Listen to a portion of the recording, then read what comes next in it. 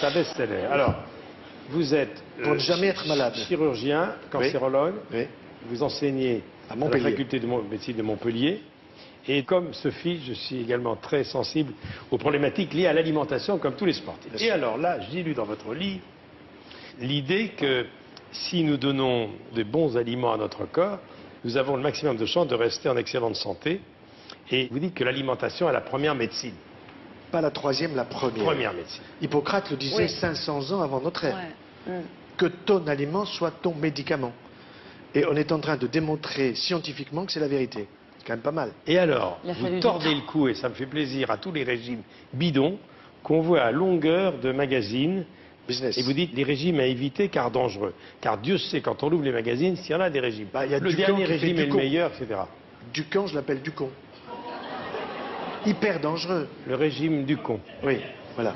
Pourquoi? Parce Hyper que Si vous nous protéiné, regardez, hyper dangereux. professeur, si vous nous regardez, professeur Ducamp, il vous donne des pour protéines, rire. et si vous avez des cellules qui vont pas bien sur la prostate, c'est le meilleur moyen pour les faire croître. très bien. Ou le sein ou la prostate, Bon. parce que des cancers du sein et de la prostate, nous n'en manquons pas. Alors, Ducamp, c'est fait. Alors, vous Dégagé. à dégager. Vous dites l'obésité Oui. augmente les risques de diabète, des cancers, les maladies auto-immunes, mais notre environnement est devenu obésogène. Et vous dites que chaque année, en Europe, le chiffre est incroyable. 300 000 personnes meurent prématurément de l'obésité.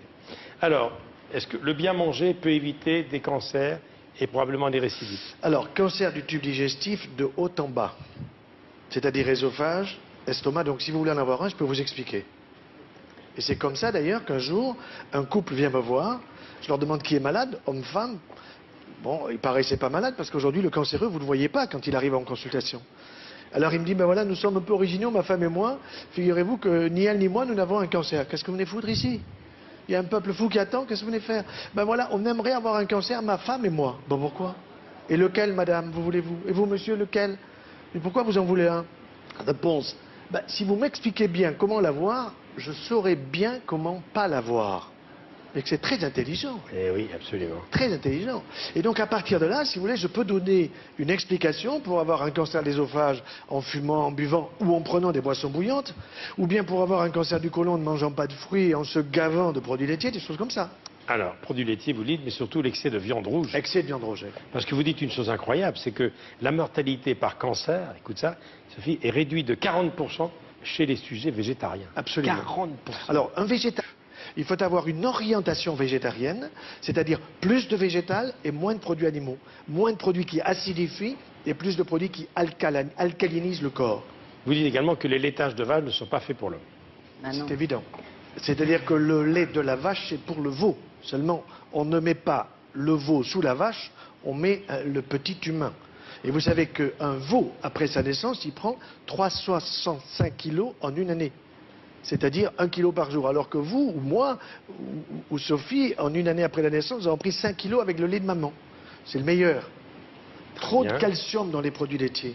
Trop de facteurs de croissance que nous connaissons bien en cancérologie. Puisqu'en cancérologie, nous utilisons aujourd'hui des anti-facteurs de croissance.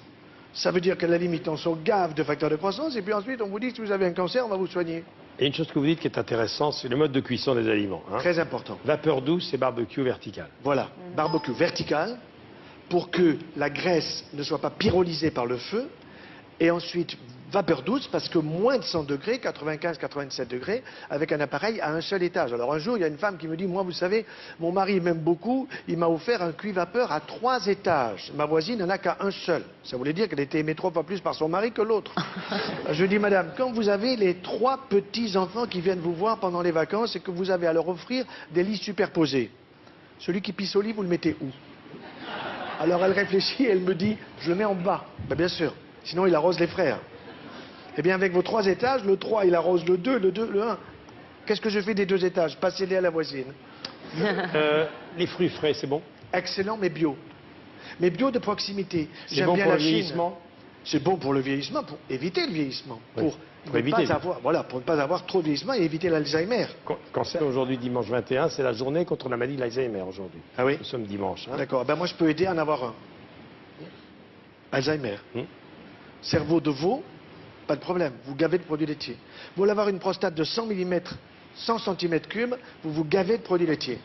Il y a des hommes qui viennent à la consultation et me disent voilà ma prostate, j'arrive pas à pisser, je me pisse dessus, etc. Montrez-moi, je vois le dossier, 100 cm3. Monsieur, vous avez une prostate de veau. Il faut que je vérifie, moi. Dites-moi, ok, en France, sérieusement, pour la journée d'Alzheimer qui est aujourd'hui, 855 000 personnes souffrent de cette maladie et 600 nouveaux cas par jour. Alors vous savez quels sont les premiers signes? Et ça c'est important que nous puissions le dire aujourd'hui. Le premier signe c'est la perte du goût et la perte de l'odorat. C'est les premiers signes d'Alzheimer? Tout à fait. Les premiers, si vous voulez, les papilles de la langue, vous les refaites tous les 10 jours. Si je les fais travailler. Ça veut dire, si dans mon palais des saveurs, qui est situé entre mes deux oreilles, je sais utiliser ce palais des saveurs en gardant les aliments, en les mastiquant, ouais, en les arrosant de salive, puisque j'arrive à fabriquer jusqu'à 1 litre de sang de salive. Or les gens, qu'est-ce qu'ils font? Ils font comme les toutous. 1, 2, 3, 4 et ils avalent. Et la perte d'odorat est un signe également? Alors la perte de l'odorat est un signe également. Donc ce qui est important, c'est de stimuler son odorat. Et je dis aux hommes, quand vous offrez des roses à votre femme, si elles ne sont pas bio, vous êtes nuls. Parce que bio, elle sent la rose. Vous mettez une rose non bio sous le nez et à ce moment-là, on vous dit, je ne sais pas ce que c'est, sauf si vous avez si vous la regardez. Est-ce que le stress conduit à la malbouffe? Oui, le stress conduit à la malbouffe parce que quand vous êtes stressé, vous caressez votre estomac.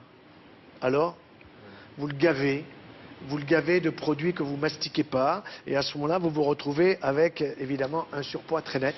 Est-ce que le petit déjeuner constitue toujours le repas le plus important de la journée? Non, un des repas. Non, oui, un des repas. Le petit déjeuner doit être pris dans de bonnes conditions. Il faut avoir une boisson. Il faut manger un fruit à tous les petits déjeuners. Si un yaourt, petits... non?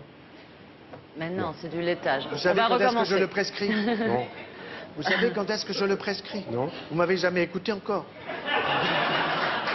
La veille du départ dans l'au-delà. Le yaourt? Oui. Oh ben on va reculer un peu alors. On va attendre un peu. Dites-moi, le petit déjeuner, pain grillé, oui, miel, qu'on nous donne maintenant? Alors du thé, du thym, du romarin. Tout ça c'est bien. Au chocolat, Oui. bio. Bon. Et concentré. Et vous le sucrez avec du miel. Pas avec du Saint-Louis, celui-là, Saint-Louis. Miel bio. Du miel bio, bien Bio. sûr. De chez nous, pas de Chine. D'accord. L'huile d'olive. Excellent pour la santé, parce que vous avez dedans de la vitamine E, à la fois pour la fécondité et pour éviter le vieillissement. Excellent pour la santé. Le poisson, c'est bien? Poisson, c'est bon, mais cuisson à la vapeur douce pour éliminer les métaux lourds, parce que malheureusement, les mers ne sont pas très propres. Steak frites à éviter? 1 fois par semaine. Très bien. Combien je vous dois, docteur?